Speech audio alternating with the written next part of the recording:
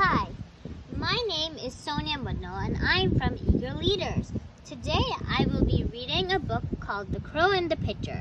So let's get started. The Crow and the Pitcher, illustrated by Vinda Takar. In a dusty little town on the plains, there was a little girl called Chicoli who lived with her granny. She was always late for school.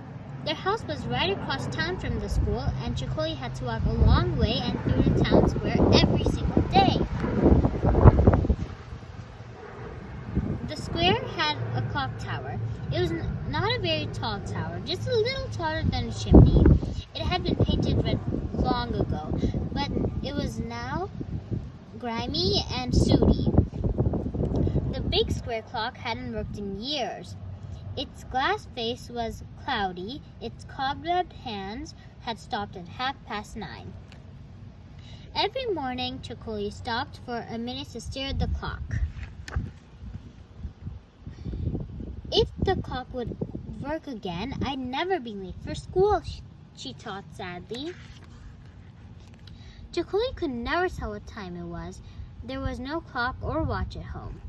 When Granny was little, no one had clocks or watches. Who needed them when a big clock struck each hour with a loud gong? Then one day, years ago, the clock had fallen silent. Soon after that, the clockmaker came to town. People flocked to his shop and bought themselves watches and clocks. But there were some, like Chicoli's granny, who were not rich enough for that. Nobody thought of the big clock anymore. Nobody liked its glass face clean, or brushed off the cobwebs, or scrubbed the tower till the red paint shone brightly and cheerily again. But Chicoli wished the clock would tick again. "Oh, why don't you tick?" she asked the clock every morning. "Caw, caw," came an answer every morning from the crow who peered down at Chicoli from the top of the clock. The crow's name was Chicoli. She lived alone in the nest behind the clock. All her brothers and sisters had flown away, but Chicoli wasn't very good at flying yet. Chicoli did try very hard to fly. She flew down to the market and back again. She flew all the way to the bus stop and the railway station. Every day her wings grew a little stronger. But most of all, Chicoli liked to perch atop the clock and watch the world go by. At 9:00, the road filled with children on their way to school. Chicoli hopped about in great excitement and cawed madly. She would have liked to go to school with them, to join their games and to share their secrets, but the children were not friendly. Sometimes they threw stones at Chicoli to shoo her away.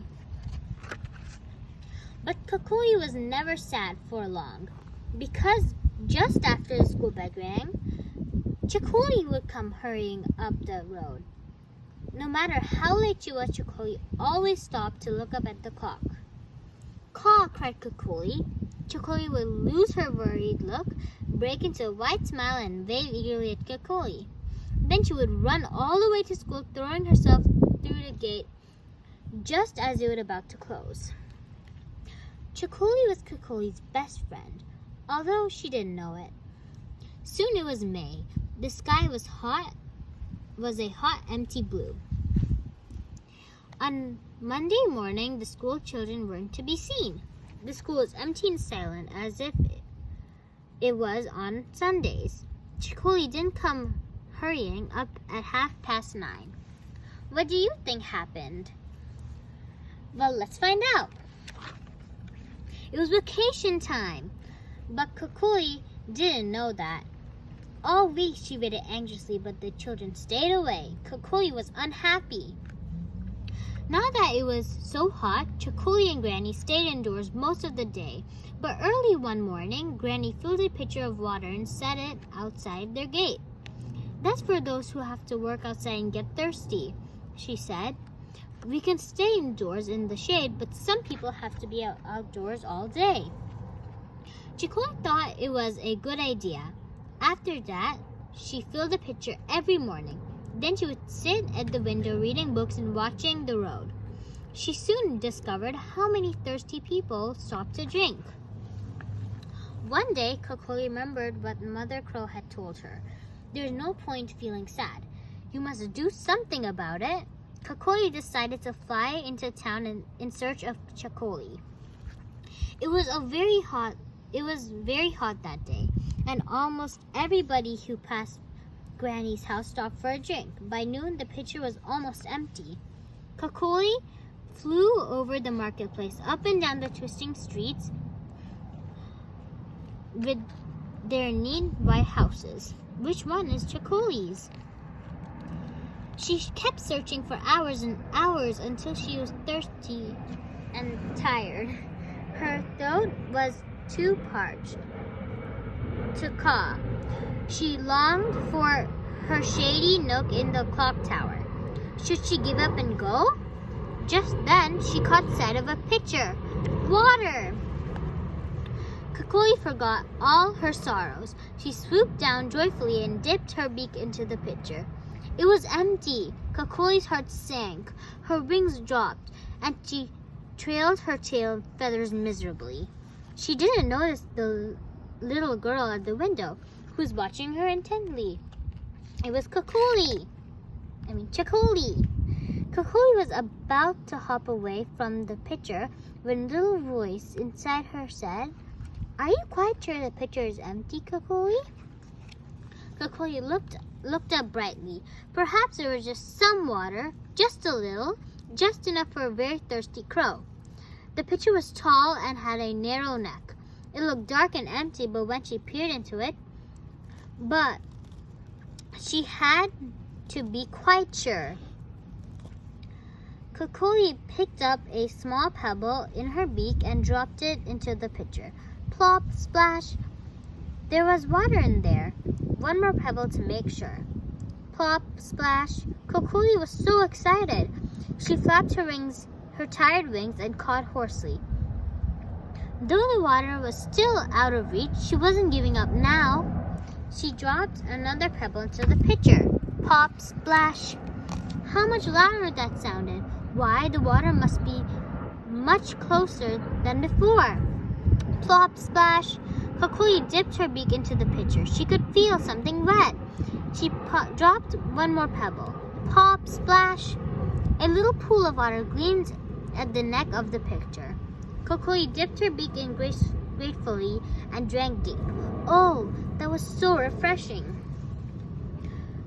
As Kokoli caught joyfully, someone clapped her hands. Kokoli looked around curiously. It was Chakoli. Kokoli zoomed over the gate to the windowsill. The two friends smiled happily at each other. "Hello," said Chakoli. "Caw," said Kokoli. "You're the clock tower crow," exclaimed Chakoli. "Caw," said Kokoli. "You're a very clever crow," Chakoli said. "You didn't give up when you thought the pitcher was empty. You kept dropping in pebbles till the water at the bottom of the pitcher rose to the top." "I wish I could do something as clever." "Oh, you can," said Kokoli. "Do you think I can make the clock tick again?" "Caw, caw, caw," cried Kokoli excitedly. And that's just what Chakoli did. She went to the clockmaker and told him why she was late for school. "If you fix a big clock, nobody will ever be late again," she said. The next afternoon, the clockmaker climbed up the tower and opened the glass case. He put on his spectacles and got to work. Whir went the wheels inside the clock as the new springs shone bright in the sun. Bong went the gong, waking up the sleepy town. Chakoli jumped for joy as she heard the gong. "Caw, caw, caw," Kokoli sang in time with the gong. "You be the timekeeper," laughed the clockmaker, "and Chakoli can keep the key." From that day on, Kokoli took care of the clock, dusted the glass case carefully with her tail feathers twice a day. Every Sunday she took the key from Chakoli and wound the clock. Chokoi was never late for school again. The end.